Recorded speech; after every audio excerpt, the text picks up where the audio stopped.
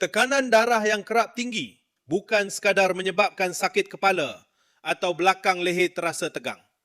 Ia sebenarnya petanda salur darah sedang menerima tekanan yang berlebihan.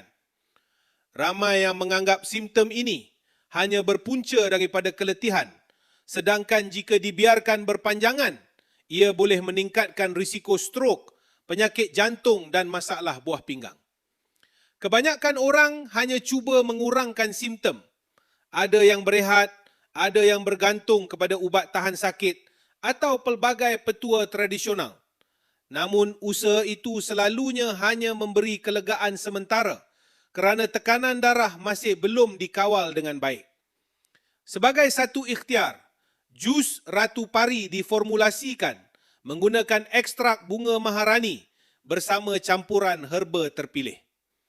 Bunga maharani telah lama digunakan secara tradisional dan turut dikaji kerana potensinya dalam menyokong kawalan tekanan darah.